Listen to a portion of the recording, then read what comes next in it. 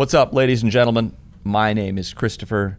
This is my wife, Rachel. We're back for another episode of Stuff We Didn't Say on Sunday. Are you excited to be back? I am excited. That's good. Yeah, it's been fun. It has been fun. It has been fun. Yeah. Thanks for the comments. We read the comments. Drop us a line. You can contact us, contact@manna.church. You can drop a question in the comments. We can chop it up. We can talk. You can talk to us. Yes. Yeah. Speaking of comments. One of our dear friends sent us this wonderful explanation of how to say. It's a pronunciation of all the cities in southern North Carolina, and it's popping up right now. Or we'll put it in the description box there if you're on YouTube.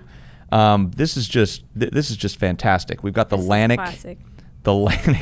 Atlantic Ocean, Jacksonville, Wattville. We're in Fayetteville right now. Yes. It's amazing.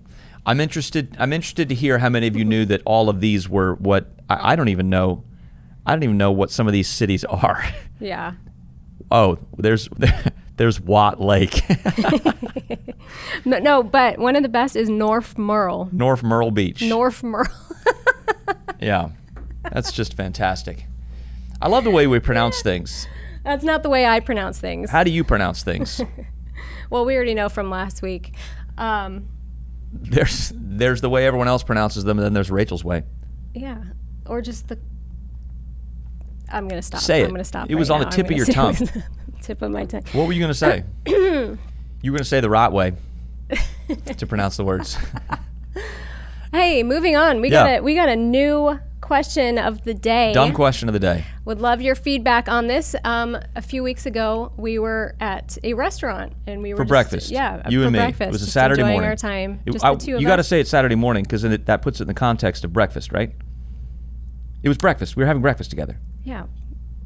The question is going to be... Okay, so we got into this discussion. He ordered some grits, and he said something about, how did you even say it? I asked the lady if I could have hot cereal, if I could have grits, and she looked at me like I was outside of my mind. And so then you did too, but both of you did, and then she walked away, and I said, wait, isn't grits a hot cereal?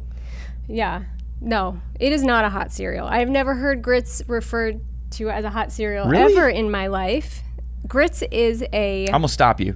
Hold on a second. So you're going to take some cornmeal, you're going to pour some boiling water into it, and then you're going to mix some other stuff in. So if you take oats and you do the same thing, is that a hot cereal? Yeah. Yeah, oatmeal, hot cereal. Okay, so grits, if I pour, same thing, only instead of sugar and sweet, I'm going to go salty. Is that not then a savory hot cereal? It is not. Why? I've never heard of savory hot cereal before. I grew up with cream of wheat. I was just going to just call it. No, that's perverted grits. No, that's cream of wheat. No, it's gross. not even the same thing No, cream of wheat clumps up like these nasty balls. No, it doesn't have Yes, it's it the does. Same consistency. No matter, you can make it thinner, and that's how I prefer Grits is a reward for good little boys and girls. Clumpy, cream of wheat is punishment. Okay. Mom's mad, so she made cream of wheat. That's not true. I love cream of wheat. But anyway, grits. Is it a hot cereal?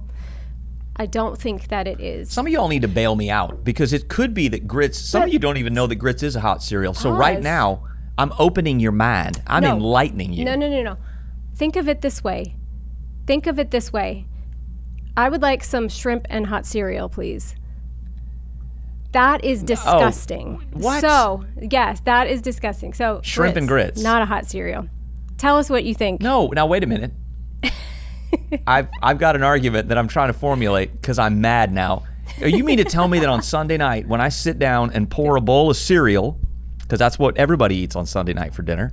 Don't act like you don't. I don't cook on Sunday nights. That's the rule in our house. For real, that's a rule. But I don't cook on Sunday nights. I grew up a pastor's kid, so that meant Sunday afternoon we went out, usually to make a casita, Mexican food, someplace you could get cheap kids meals, and then Sunday night it was choose your own adventure.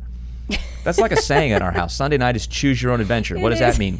Get off me, kid. Go figure it out. Make a sandwich. Choose your own adventure. But you mean to tell me then when I pour a bowl of cereal at night that it's not dinner?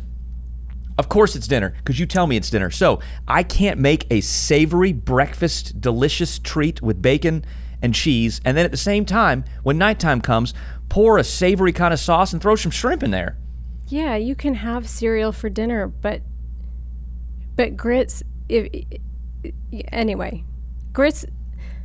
All right, we want to hear from you. It's not a hot cereal. We want to hear from you. I'm sure we've caused confusion.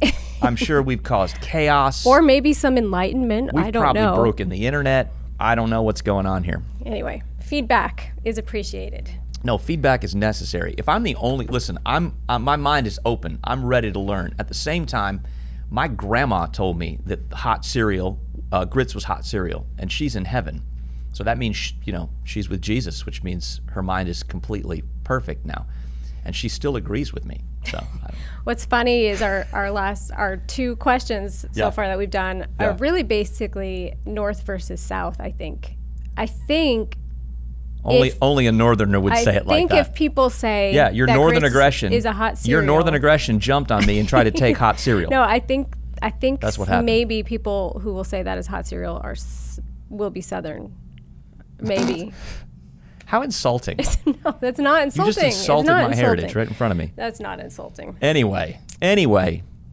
Also, these are both things that came from one breakfast date. Like we had breakfast together and came back with all this fodder. Fodder here, a southern homeschool word actually. that means ammunition. Yeah, that's true. Yeah. What? Thank you. Were you explaining that for me? Well, you sort of brushed past it like you were like, I don't know what he's talking about. Wow. Yeah, no, I'm trying to move along now. Okay. Let's move along. All right. We've got a lot to talk about. We got a lot to talk about today because stuff we didn't say on Sunday today centers on marriage. We talked on Sunday about marriage being God's ideal in marriage. We talked about God's plan for marriage. God's plan for marriage, a man and a woman, husband and wife, in a covenant before him for life. But we didn't talk about, we talked about some biblical ideas of how to marriage even if you aren't, but we didn't talk about the nitty gritty. No pun. I don't know where. Oh. Grits. Gritty. Funny. To quote my brother, puns are the cheapest form of irony, and my southern superiority is now rising up. But anyway, how ironic. Isn't it ironic, Alanis Morissette? I love that you decided to go there. You ever thought about that song? I get so sidetracked. The song is about irony, and none of the things she sings about are ironic. Like, no, it's just raining. That's not irony. That's just rain. It's just wet. Anyway. I also dated myself because all the little kids watching this show are like, who is that? Taylor Swift before Taylor Swift. Anyway, was she kind of like Taylor Swift? I was not really a big... She was a better songwriter, though, right? Than Taylor Swift? Alanis Morissette? Oh, I was not an Alanis Morissette fan. So okay, but you know the song. You know the song I'm talking about. Yeah, I know that song. Isn't it ironic? Because I think they even played it on commercials. It was a really big song. It was a big song. But I don't know any of her other songs. Okay. So anyway, can we get back to what? Yes, you got sidetracked. You were talking about the nitty gritty of marriage, basically. No, I said nitty gritty, and then you. No, I said punned. Nitty gritty. You punterrupted. I don't know. You interrupted. Anyway, here we are. Yep. You're clearly displeased. All right. I love your face. At the same time, your face is like a walking billboard of like your displeasure with me in this moment. I mean, I think we are displaying right now all the stuff the we're going to talk about. greatness of marriage. Yeah, marriage is awesome because you get to fight all the time on camera. Anyway, we've kind of broken these talking points down into. We're going to talk about some things that are absolutely a part of Christian orthodox, meaning biblical, at the same time the historical walking out of the biblical understanding of marriage. We talked about that on Sunday, and at the same time we're going to talk about some of that now. We've kind of broken these talking points down into before marriage. Mm-hmm. So we're going to talk about the moments leading up to marriage. Yes. And we're going to talk about then after marriage. We got some practical advice, and then I want to close out with this idea of the at-home date night, which I stole from my dad, but I've made some hard and fast rules, and I wonder if you would comment and/or make fun of me for the viewing and listening pleasure. To. Yeah, okay. I would love to. All right. I feel like I've sown the seeds of my later demise. I really do love at-home date night, though. It has become something. Well, for the longest time, we had little kids, and now we have teenagers, so we can leave the littles with the olders. But before that, we were limited to... No, it's true. When you have little kids, Dude. You kind of are limited to, at-home date nights if you don't, one, have access to a babysitter, or, paying a babysitter gets babysitters pretty are so costly, expensive, especially these days. Oh my goodness! But now that we have the older kids, that's right. That's right. We get to go out a little bit more. So we got some rules, some things for before marriage, and we got some advice, some ideas. Yes. What's the first rule before marriage? The first rule before marriage is no sex.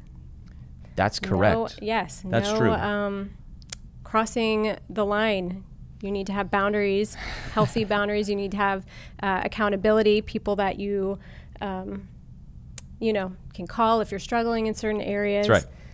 On Sunday, we talked about the idea that the human sexuality is reserved for the covenant of marriage, which means 100% of everything in that, which I said on Sunday was like everything you're thinking right now.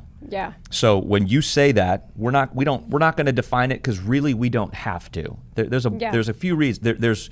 There are people who are new to the idea of Christian biblical teaching, and so for those who are asking questions genuinely, if you have a question about that, we'd love to answer your question.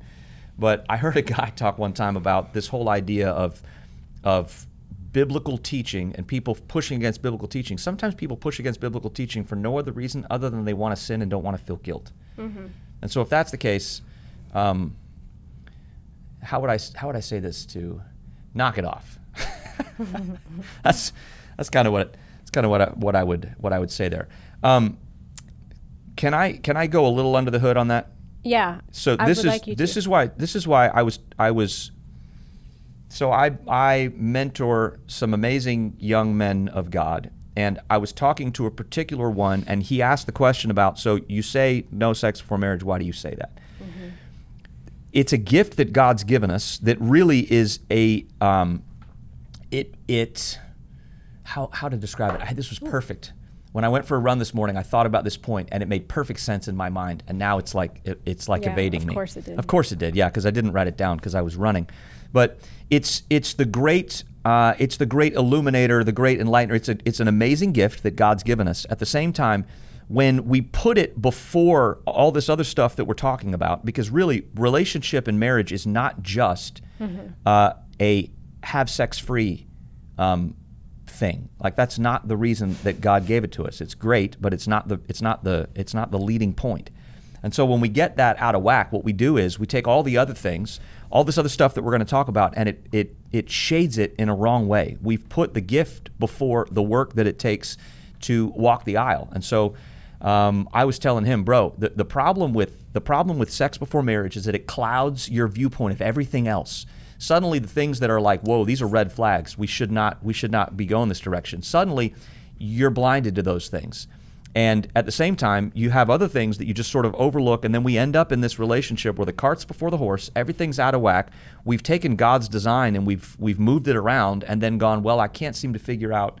I mean, even walking the aisle isn't going to fix all those problems. You got to work to put the foundation of your relationship with God, your relationship with each other, and these big decisions and how you're going to arrive at these decisions. And then, sex is a gift for after marriage because it helps after you've been fighting about these things. You know what I mean? So talk to the people, though. Didn't take that bait. Who have already crossed that line. Yes. No, that's great. That's fantastic. That's fantastic. In Jesus. See, God, I mean, the idea that the Bible has been perfectly walked out by any human being is not. The only person who perfectly fulfilled was Jesus. And so we've all sinned and fallen short of the glory of God. I'm just telling you what the Bible says. And so the great thing about the grace that Jesus provided by his perfect fulfillment of the law and the prophets was that we in him have forgiveness of sin that we've committed. So there's therefore now no condemnation for those of us who are in Christ Jesus, which doesn't mean that we have cheap grace. We can just sin as much as we want. Yeah. Paul talks about that in Romans 6. That's really clear. Grace is not a do whatever I want card. It's the freedom to do what I ought card. And so the beautiful thing about repentance and the beautiful thing about brokenness and the beautiful thing about confession and the beautiful thing about all these Christian orthodox things that I'm teaching right now. And don't react to that word orthodox. I'm not talking about some weird stained glass sort of understanding. I'm talking about the basic tenets of the faith walked out over long periods of time, faithfulness in the same direction. The beauty of forgiveness and the forgiveness of sin is that Jesus offers us a chance to bring to him our brokenness, to bring to him our wrong decisions, to bring to him our sex outside of marriage, but to bring to him our pride and our all this other stuff. And I'm not saying this in a way to like soften the fact that we're talking about sex. Like don't. It's not what I'm doing. But he offers us. It says that in his blood. That's why I love communion so much. He offered his blood so that we could have the forgiveness of sins. Without the shedding of blood, there is no forgiveness of sins. That's why there was that in the law. And through his blood, the Bible says it washes us white as snow. So. I'm not teaching a limiter. We're teaching freedom, because God's way is not a limiter to your fun. It's a freedom to engage in all the gifts and the bounties that he's given us. There's just a very countercultural way to do that. And so I know I sound old and lame and all of those things, but I mean, I wish for everyone, we wish for everyone, what we have discovered as we have put to death our own desires and drives and things and walked God's way. So, good. Yeah, that was a sexy Good. talk. But enough about that. Thing 2 in our advice before marriage. Yes. Talk about the big stuff and make some pre-decisions.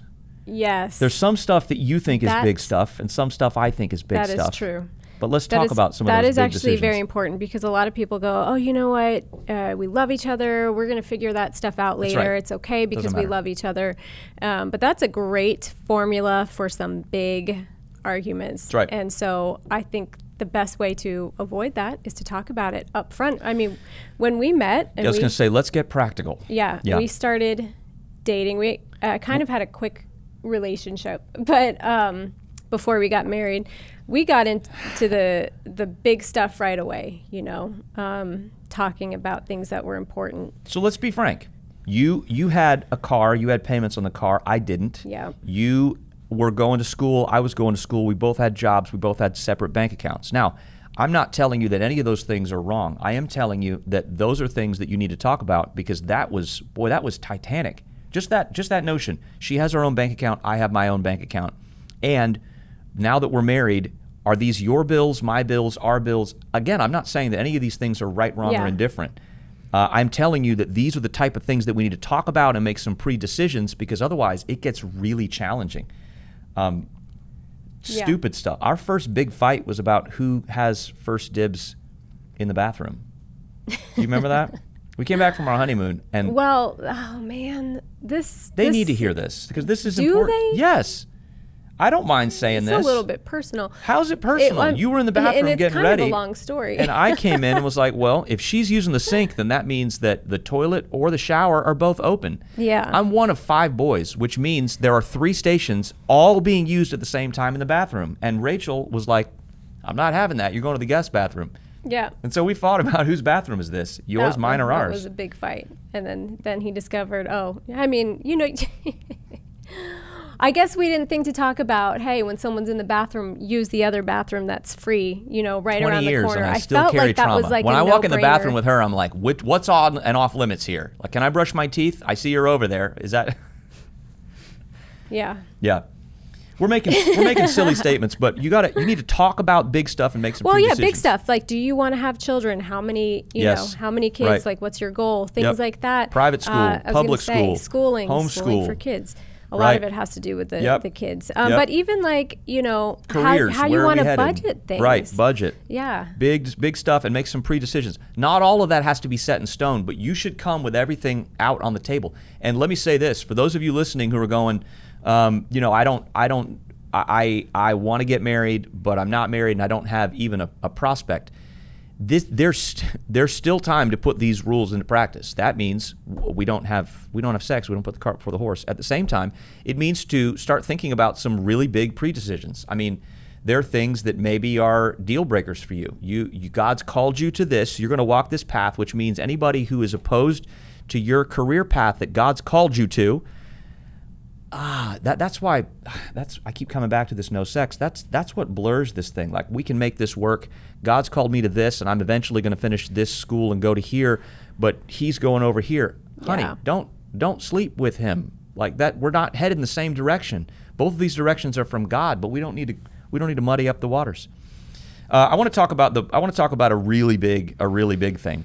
The third thing that you really need to do before marriage is talk about and make some decisions about money. That seems so weird and so old for me to say, but you got to talk about money. I don't think that sounds old for you to say. I think it sounds smart for you to say. That's not an old person thing. But yeah. Again, stupid stuff. Do we want to buy? Do we want to rent? Yeah. What do we want to do with cars? Do you want to go to school? Do you have school debt? I mean, it's crazy. So I watch this guy's podcast. He's a money guru guy. And it's crazy to me the guests that he have on the show who are married and have been married for 5 to 10 years. And he just now got around to telling her, oh yeah, by the way, I came into marriage with $55,000 in credit card debt, which he said, like on this show, he goes, I thought that was me taking care of my wife. And I think that you're setting the standard for what is so many people's problem in marriage, which is just like, open communication. Yeah. Anyway, those are some big things that sort of jump to our mind for before marriage. We'd love to hear from you. Maybe you have some ideas, thoughts, drop in the comments. Let's shift to marriage. So you've walked the aisle. And what are some rules for marriage? Honestly, I think... Just talk in that microphone. Yeah. I think that way they can hear you. You just said something about open communication. Yeah. And so that's very important Yes. in marriage, having Nothing hidden. Open communication. I remember I was talking with a group of women a few years ago, and we are so good with talking. We both have too many words. And but that's not personality. That's not because we have both too many words. We decided when we walked that aisle, we decided openness and we decided over communication. And we have lived that, like of all the things we pre-decided, we decided like you are mine, I am yours, and we're gonna be like ridiculously open. Well, okay. That is true. But we also do have lots of words too. But okay. That is true. I'm saying that for the people who go, I don't have as many words as you guys. You can make that decision. So anyway, I was talking with this group of women, and they said, I was talking on communication in marriage, and they said something along the lines of, how do you communicate? How do you do it? And so I sat there for a second, and I was like, you just do it. You just talk. I remember going home. Communication is like an old Civil War ship. I remember going home that night. The SS Communication. Okay. I remember going home that night thinking that I felt so dumb. That was just a dumb answer. But then the more I thought about it, that's the answer. Just do it. If you struggle with communication, just do it. Yeah. Just start talking. Maybe sometimes you have to write down, the things that you want to talk about later because you're going to forget, or as the day goes on. Human communication and interaction is such a gift, and it's such a beautiful thing, and it's such a beautiful thing for marriage as well. That sometimes it requires me to come out of my comfort zone a lot. Like I can't tell you the number of times that I've gone for a walk or a run and thought to myself, well, we gotta talk, and she might react or she might not understand her, but we've got to do it, and then had the talk. And I think, I'm not speaking for you, I think that's fantastic because that helps all sorts of things. When I tell it to you and then you give it back to me, as unvarnished as we can, I think that helps me understand you more. I think that helps me learn you more. I think that helps me in my natural tendency to react anyway. Like I'm a reactor. I think you told everybody that last week, didn't you? Did I? Yeah, I'm fairly certain. We both kind of are reactors a little bit. My memory from last week is that you just you are definitely laid it bare. More of a reactor. I like to kind of go away because I feel like, or kind of like leave the room or whatever, because I know that I will react, and so I can't. Yeah. We start to get fighting, and she's like, I need space, and walks out. Space, but he just wants to talk it out right then and there, and that is something something that took us many years to learn. Hey, maybe this one doesn't want to talk right away, and this one does, and anyway. Let me say it again, just so we're not being weird about it. And I know I'm male, so all the ladies are shaking their heads like, of course he's going to say that. But in marriage, So no sex before marriage, but after marriage, sex. You should have it with each other. I mean, it feels like I shouldn't have to say that, but I say that to married couples. You should have sex. Now, here's the thing. Because depending on how that did or didn't get out of whack ahead of time, or depending on what is or isn't happening within the marriage, sometimes that means that there's some outside counsel that needs to happen, some freedom that needs to be achieved. This is not a blanket. No one just heard because I didn't say, well, he said that married people should have sex with each other, so that means you have to have sex with me. Stop. Yeah. If you have to have that conversation, if you say that, something's off, and most often it's off with the one who's making that statement. Oh, that's good. So let me just say that from the jump. All right. So that was great. Did you feel like you covered the nothing hidden, open point, or do you want to say more about that? No, I think talk. I think just we got talk. it. If you struggle in that area, just start talking. I think we got it. Yeah. Then we talked about this last week. So do you have any additional words on fighting fair? Like we kind of outlined last week, we talked about that in the relationship conversation, but that's something that flies even more importantly into marriage. Yeah, I don't really have anything to add. I mean, again, just what I think what I was saying last week was just if you, at the end of the day, you both want to be right. Yeah. And so. Yeah. We talked about in fighting fair, the last point of fighting fair was as much reconciliation as is safe for both parties. I don't mean you both want to be right as in like I want to be right, I want you to be wrong. I mean we want to be right. I just want to correct we want to be right more than I want to be right. Yes. If you're listening to me as opposed to watching me, I said we want to be right and I motioned at Rachel as opposed to I want to be right and I pounded my I didn't fake, now I just did it. Now you did. Yeah. Anyway. All right. So this is a big one. You want to start or you want me to? You start. I'll start. All right. Friends after marriage, friendship. We defined friendship last week. Friendship is time plus shared interests. So Rachel talked about bike riding. That's a passion of mine, was not of hers. We learned that kind of together. I'll be honest with you, Rachel's an incredible cook, and I am a wannabe at-home cook. But we've actually had date nights where we've made dinner together, bought all the ingredients, a lot of fun. And made That's it. Actually one of my favorite things because that's an interest of hers, and I want to be a part. I want to be a part of that. At the same time, birds are an interest of hers. Animals are an interest of hers. It is true. There's a friend of ours on staff. Her name is Stephanie, and every time we see birds, Rachel's like, "I gotta text Stephanie right now." I do, so and I just try to say something awkward in the video. I text her weird videos of birds flying because it brings joy to both of us. We're those people who walk our dog in the neighborhood, and my wife is walking around with her phone in the air like just the oddest. I'm weird, okay? It brings me joy. It's the simple things that bring me joy. Friends. If they're your life partner, you got to be friends with your life partner. Yes. Yeah. And now let me make this so friends, we've all got those inner circle of friends, and I think that's important. Guys, you should have an inner circle of dudes, and ladies, you should have an inner circle of girls. That's not bad. You should have a couple friends, and you should have a few best friends. But let me say this about what I think is the line, and I think this is really important, and I think you should stew on this for a minute. If you react to it, stew on it for a second before you just react. I think it's important that if my best friend is Rachel, it doesn't mean that I'm not gentlemanly to other women. I am gentlemanly to other women. At the same time, I think it's important and clear that if she is my best friend, if she's top of the pile, everybody else does not approach where the queen sits enthroned. Do you understand what I'm saying when I say that? Yeah. Yeah. I am sometimes a little taken aback that you'd say, well, I love my wife, my wife's my best friend, and then I look at how you relate with other people and go, that might be a little too familiar, my dude, my girl. Yeah, explain that.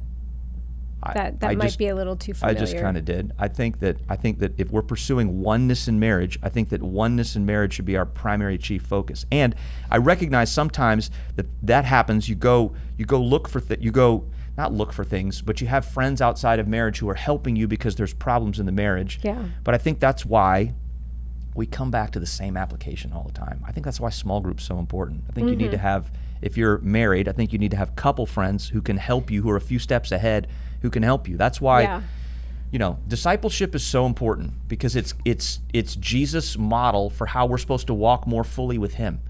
And marriage is important. It's one of the first things God talks about after he creates us, and it's something that Paul, along with headship, that he yammers on about forever in these epistles. So I think this is something that we've got to get right. And I think it's important that we, I don't know, do it together. Yeah. Yeah. All right, real quick. That's good. We're reaching the end of our time Yep. together. I hope this has been helpful for you. If you want to hear, who knows? This is up to you, America. If you want to hear or see more of these, this is on you. Like if this is helpful to you, let us know. It is. If it's helpful to you, let us know. If we're just noise and, something you feel like you have to check the box, then don't, we don't have to keep going. Anyway, I want to talk really quickly about at-home date night. I stole this from my dad. I'm going to kind of grandstand. I want you to interject and make fun of me because I'm going to say some things that are typically male and sound stupid. You're going to say something. Except I love, I don't know, this is something that I love too. All right, at-home date night. Next week, Rachel's going to come with something loaded for ladies. I'm coming with something loaded for guys. So just listen, ladies, and you can actually use this and give this to your husband. All right, at-home date night. Here's the mission. The mission is that she feels like she felt before you were married. This is your mission, gentlemen. She feels like she felt before you were married. So here's some helpful experience, some pre-work. The first step is it's helpful if you're born the oldest son of a borderline OCD Latina. That's always helpful. But if you can't have a Mexican mom, someone asked me one time, like, how as a white dude do you like tan in the summertime? I was like, it's easy. Make sure your mom's a Mexican. Like that's the easy part. All right, so that's the first step. That's ridiculous. Not all of you can actually do that. Here's the thing though. I want you to learn Laura Rodriguez mantra. Are you ready? This is it. There's no such thing as women's work, boys. Yes. My mom had 5 boys, and when we got married, what? I was just going to say, I did not know this about your mother, and I came in with the same There's no such thing as women's work. Yeah, if you can't fold laundry, learn. He's the ironer of the fold your laundry, the family. Iron your shirts. I don't iron clothes. I am terrible at it. Clean the bathroom. There's no such thing as housework as women's work. That is ridiculous. Amen. Ridiculous. All right, so that's the helpful thing first. You're going to learn a little something in this at-home date night. You're actually going to learn a little something to pass on to your kids. So here's a little bit of pre-work. The morning before at-home date night, you might want to sleep in a little in the morning because an extra few minutes maybe. If you're tired, you might miss some of these details. Now at the same time, gentlemen, you think I'm headed someplace. I'm actually not. Pay attention. Here we go. Step 1. If you have kids, order out dinner for the kids. Okay, I promise this seems simple, but for maximum attention to detail, you must have someone else prepare the food. So this is just my go-to. Don't judge me, but my family are really, my kids and me, my wife not so much, are real big fans of Little Caesars. I love their extra most bestest cheesy pepperoni. My kids love the pretzel crust. That's right. That's right. So here's the thing. Step 1, you got to have as little cleanup as possible because you're doing the cleanup. Step 2, your mission when returning home is to deal with the laundry and the dishes. I promise you, this is a detail that most husbands ignore. Remember, you want her to feel like she did before she married your smelly butt, which means she doesn't have to pay attention to cleaning up after you. Okay? So clean up. Step 3, order either takeout. Now that means you got to know what her favorite is, so you got to order takeout that's her favorite. Or you go to Aldi, you buy charcuterie stuff, or you cook. But if you cook, you got to leave a negative footprint. It's not helpful to cook and then be like, well, I did all the work. Aren't you impressed? By the way, the kitchen's an absolute disaster. Like you got to clean up after yourself. All right, remember, you got to get her favorite of all of this. Now, step 4, the kids got to go to bed early by you. Now, here's what this means. This takes extra effort. You know what kids don't naturally do? Put themselves to bed. They're horrible at that, which means you got to scratch. You got to scratch backs. You got to pay attention to details. Pick up the room. You want as much attention to detail as possible. The way I tell this to my kids is, I want this clean like company's coming over. But like companies or the saying, because we sold our house a few years ago, clean like we have a house showing. That's what I That's it. Clean this house up like we're going to sell it. That's it. Yeah. All right. So step 5. You need some kind of gift. You must come with some kind of present. Flowers. Listen, plug your ears, Rachel. When I go into Publix or Harris Teeter or anything, they have like nice flowers for $4 or $5 a bundle. That's Publix. Yeah. They're good at that. No, Harris Teeter's $5. Oh, they are great at that. Yeah, grab a bundle. All right. Step 6, dinner. For dinner, can I just help you? You chew loudly. and you look like you learned to eat from an 80s movie. Like, you're disgusting. Okay, this is actually a big deal because I have whatever it is, I can't remember the name, that hates the sound of chewing. She can't stand the sound of chewing. There is a name. I think somebody might comment on that. You need music. We have to have music. You got to have a little music playing quietly in the background. Mood music is essential. Yeah. And I promise you, this is not headed someplace that you think that it's headed. All right. So dinner, put on some music. Step 7, yes. Clean up the cussing dinner. Clean it up. Step 8, watch a movie. Rub her back or her neck. Warning, this does not lead where you think it's leading. Rubbing her back or her neck makes her tired. Also remember your mission. Your mish is her to feel like she felt before you were married, which means that's probably not happening for you anyway, dude. All right. All right. Step 9, shut down the house. This is an oft forgotten detail, but the house doesn't close itself down. The blinds don't close themselves. The dishwasher doesn't turn itself on. The laundry doesn't shift itself into the dryer. Like, it doesn't just automatically do that. So you got to do a little bit of something that yourself. Now, step 10, go to bed. Step 11, handle anything that arises during the night with the kids. I joked last week about kids and how they have these inappropriate leg aches at inappropriate moments. That means you might have to get up and handle it. Step 12, repeat as many of these steps as you can more regularly. Now, here's where it actually does help you, fellas. You will be more desirable than you are in your current state. Hashtag, I hate to be the one to tell you this, dad bod. Like, you know, you're not going to impress her with your weird flexing. So, all right. That is good stuff. And I have to say, I am so excited for our at-home date night this weekend. So excited. Hey, this is news to him. Yeah, that's fine. I practice what I preach. I know what I'm about. Yeah. I know what I'm about. All right. Thanks for being a part of Stuff We Didn't Say on Sunday. If this is helpful to you, you got some questions, some comments, drop them in the comments. As always, you can get a hold of any of us at Manna Church. Contact@manna.church. I don't say that so we can dodge your emails. I say that because it's the easiest way to get a hold of anybody on staff. We give you our money-back guarantee. You'll hear back from our team within 24 hours. It's our rule around here. Anyway. Awesome. Love Bye. you.